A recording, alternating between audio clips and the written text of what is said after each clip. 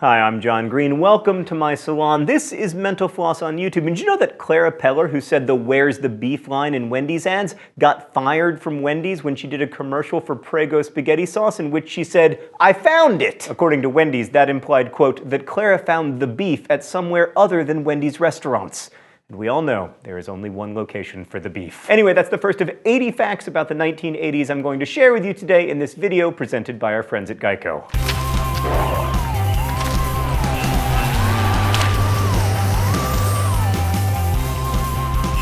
The 1982 song Mickey may now be a high school cheerleader anthem, but Toni Basil was 38 years old when she recorded it. Hacky sack has been around since about 3000 BCE when Chinese Emperor Wang Ti used to kick around a leather ball filled with hair. Sony named the Walkman after the Pressman audio recorder and Superman. And speaking of things you don't hear much about since the 80s, Michael Dukakis is famous for losing to George H.W. Bush in the 1988 presidential election, but people forget about his larger contributions to history, like for instance, he declared April 24th, 1989 New Kids on the Block Day in Massachusetts. In 1987, 25% of all mattress sales were waterbeds. That is disturbing. The crimping iron was invented after a hairstylist who spent hours braiding and unbraiding Barbra Streisand's hair for a photo shoot. Here's a disturbing fact. Casey Kasem did voice work for the Transformers cartoon, but he quit when he read a racist script containing an Arab character named Abdul, King of Karbamia. Roald Dahl struggled to write Matilda because he was genuinely afraid that books in general were becoming unpopular. I'm glad to know that's not a new thing. In 2012, Teddy Ruxpin creator Ken Forsey announced that he hated the way teddy bears were portrayed in the Seth MacFarlane movie Ted. I just hope he's okay with how teddy bears are portrayed on our wall. By the way, cellophane marks actual childhood teddy bear born in the 1980s. Before the Karate Kid movie, the Karate Kid was a completely unrelated DC Comics superhero. DC Comics actually appears in the thank yous of the movie's credits because they let Columbia Pictures use the name. According to songwriter Steve Kipner, the Olivia Newton-John song Physical was originally written for, quote, a macho male rock figure like Rod Stewart. Meredith, that can't be correct. Is that correct? It was a strange time, the 80s. Anyway, speaking of Olivia Newton-John, after John J.B. Wilson watched a double feature of Can't Stop the Music and Xanadu, he was inspired to start the Golden Raspberry Awards, aka the Razzies. According to boombox expert Fred Brathwaite, these boxes were so heavy that some cats would develop massive forearms. In the 80s, Christian Bale starred in a commercial for Pac-Man cereal, thus giving us the name for his inevitable autobiography, From Pac-Man to Batman. By the way, when Ms. Pac-Man was introduced in 1982, her tagline was the femme fatale of the game world. In 1981, Rick Springfield accepted a role on General Hospital after recording his album. The show got around 14 million viewers daily, which may be why Jesse's Girl hit #1 that year. Also, by the way, I thought the central lyric to that song was, I wish that I was Jesse's girl, until about last year. 1986 was the first time that Halley's Comet was observed via spacecraft, but Chinese astronomers first noticed it in 239 BCE. And speaking of things that you can see from space, Simon Le Bon showed up for his Duran Duran audition in pink leopard print pants. Nick Rhodes said, anyone who looks that stupid is positively the one. It cost over $500,000 to make Eddie Murphy's album How Could It Be, featuring the infamously bad single Party All the Time, which is now in my head. Thank you, Meredith. The 1988 song Don't Worry, Be Happy still has many fans, including Hillary Clinton, who received a teddy bear that sings the song from former Secretary of State George Shultz. Her memoir claims, quote, I kept it in my office, first as a joke, but every so often it really did help to squeeze the bear and hear that song. In 2002, Aquanet Hairspray had an unlikely comeback when the musical Hairspray started on Broadway, because nothing says fashion like a musical that takes place in 1960s Baltimore. And speaking of Hairspray, let's discuss John Bon Jovi. He didn't like the song Livin' on a Prayer at first. The band included it as a hidden track on an album because he didn't deem it worthy to be a regular track. When he turned 18, Lawrence Turode legally changed his name to Mr. T because he wanted people to call him Mr., which he considered a sign of respect. When American Greetings was developing Care Bears, they were top secret and only called Project 2. Project 1, by the way, was none other than Strawberry Shortcake. Incidentally, Strawberry Shortcake has her own annual convention in Cleveland that's been going on since 2003. The Cheers premiere in 1982 was ranked almost last in ratings, but its finale 11 years later brought in 80.4 million viewers. And speaking of sitcoms, Alf was very popular in Germany. The country actually has a city named Alf, and people kept stealing the sign due to the show's popularity. John Hughes wrote 16 Candles after an agent sent him a stack of actresses' headshots, including Molly Ringwald's. He put her picture over his desk and wrote the bulk of the film in one weekend. But Hughes often wrote pretty quickly. In fact, the script for Ferris Bueller's Day Off took him just 6 days. Russell Simmons actually came up with the name Run DMC, which the rest of the group hated. They wanted to be called the Devastating Two or the Dynamic Two MCs. There's a Rainbow Bright Museum in North Carolina made up of 1,500 items of memorabilia from one woman's Rainbow Bright collection. The line "I'll be back" from the Terminator movies was written in the movie's novelization as "I'll come back." In 1984, if you wanted a phone shaped like lips, like the one that DJ had in Full House, it would cost you $70. Nowadays, no one even knows the price of a landline phone. And that's sad, because my cell phone can do a lot of things, but one thing it can't do is be a hamburger phone, or a banana phone, or a Mickey Mouse phone, or one of those transparent phones where you could see all the wires inside. Stickers for your car that said "baby" on board were very popular in the 80s, but according to a 2012 study, 1 in 20 drivers blame such stickers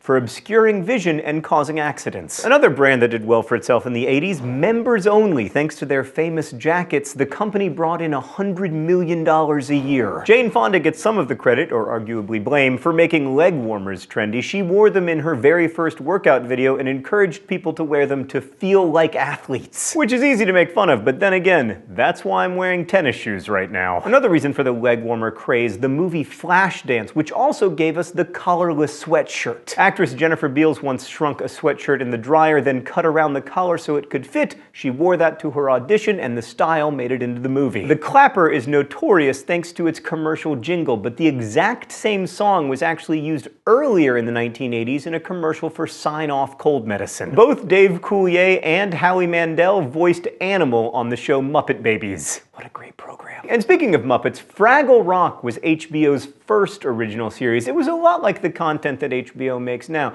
but there was less violence than there is in Game of Thrones, less nudity than there is in Girls, less drinking than there is in Boardwalk Empire, far less Jeff Daniels than we have in the newsroom. Times were so different then. In the 80s, Van Halen famously requested M&Ms with all the brown candies removed backstage at their shows. They did this not to be jerks, but instead they snuck it into their contracts to make sure that people running the venue actually read the entire rider. If they saw brown M&Ms, they knew that there might be some technical errors in the show. When MTV premiered in the 1980s, they wanted to use footage of Neil Armstrong's moon landing, but Armstrong refused, so they went with Apollo 11. The opening act for Madonna's first ever tour? The Beastie Boys, who often got booed for screaming obscenities. The Beastie Boys, by the way, wrote "You Gotta Fight for Your Right to Party" as a parody of rock songs. It was a joke. They refused to play it live, and in fact haven't played it live since 1987. In 1985, in order to convince stores in New York City to carry the new Nintendo Entertainment System, a Nintendo exec promised that they could send back the ones they didn't sell,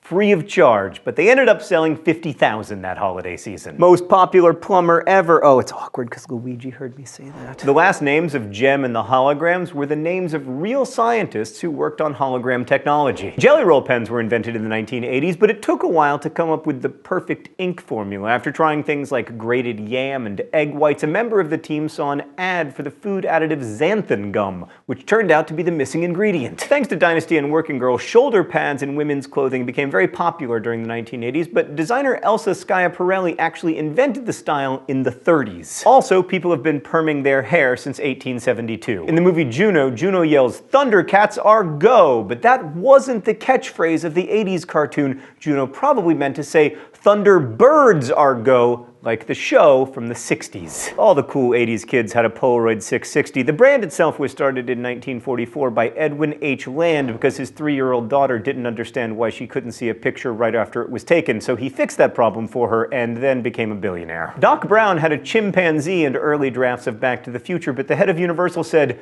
"No movie with a chimpanzee ever made any money." Which is just completely unfair. I mean, granted, MVP Most Valuable Primate hadn't been made yet, but surely that exec was familiar familiar with the Ronald Reagan movie Bedtime for Bonzo. By the way, in early outlines for The Empire Strikes Back, Yoda was named Buffy. While Jay McInerney was working on his novel Bright Lights, Big City, his publisher said that no great American novels took place in New York, to which Jay McInerney probably said, "Have you read Gatsby?" Famous guitarist Slash auditioned for Poison, but realized he wasn't right for the job when they asked him if he'd wear makeup. Similarly, Richard Page, the lead singer of Mr. Mister, turned down the lead singer job in two other bands, Toto and Chicago. Because, you know, he was waiting for Mr. Mister to come along. Believe it or not, America lived in ignorance of McDonald's Chicken McNuggets until the 1980s. Supposedly, by the way, they come in 4 shapes: the boot, the ball, the bow tie, and the bell. It cost $20,000 to create the Stay Puft Marshmallow Man suit for Ghostbusters. The crew had to make 3 of them, which were all destroyed during filming. Sonny Crockett's car on Miami Vice was originally a Corvette that the crew made to look like a Ferrari, but eventually Ferrari gave the show a Testarossa. Eleanor Bergstein, who wrote and produced Dirty Dancing, was friends with Dr. Ruth, whom you will remember was a sniper in the Israeli army before she was a sex expert. Anyway, Bergstein wanted to cast Dr. Ruth as Mrs. Schumacher, but Dr. Ruth declined when she realized the character was a thief. In the 1980s, the book Real Men Don't Eat Quiche spent 55 weeks on the New York Times bestseller list. According to the book, here are a few things that real men don't do: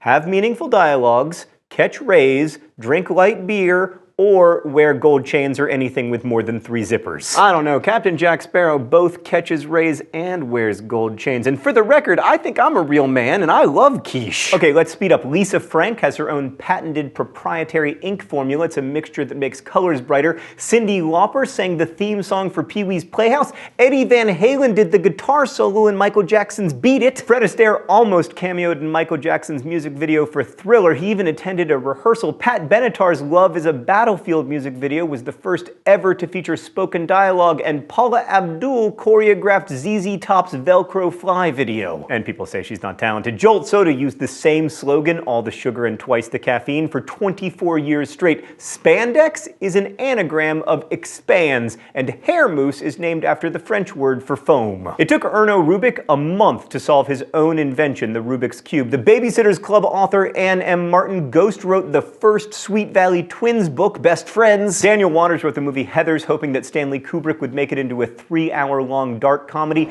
Drummer Rick Allen joined Def Leppard when he was just 15 years old. His mom responded to the band's ad for him. Manic Monday by the Bangles was written by Prince under the pseudonym Christopher. That was before his pseudonym was a symbol. People at the actual Top Gun school receive a $5 fine every time they quote the movie Top Gun. And speaking of which, after Top Gun was released, sales of Ray-Ban aviator sunglasses increased by 40%. But if you think that's impressive, after E.T. came out, Reese's Pieces sales increased by 65%. And finally, I returned to my salon to tell you that the recording for the star-packed song We Are the World lasted until 3 a.m. because Stevie Wonder wanted to record a verse in Swahili and was waiting for a phone call about correct pronunciations. You should have taken a lesson from me. It doesn't matter if you pronounce things correctly. Anyway, when the call finally came, Ray Charles said, "Man, it's 3 o'clock in the morning. I can't even sing in English." And Wonder responded, "Just relax, we'll do it in one take, and then I'll drive you home." Thanks for watching Mental Floss here on YouTube, which is made with the help of all of these nice people and made possible by our friends at Geico.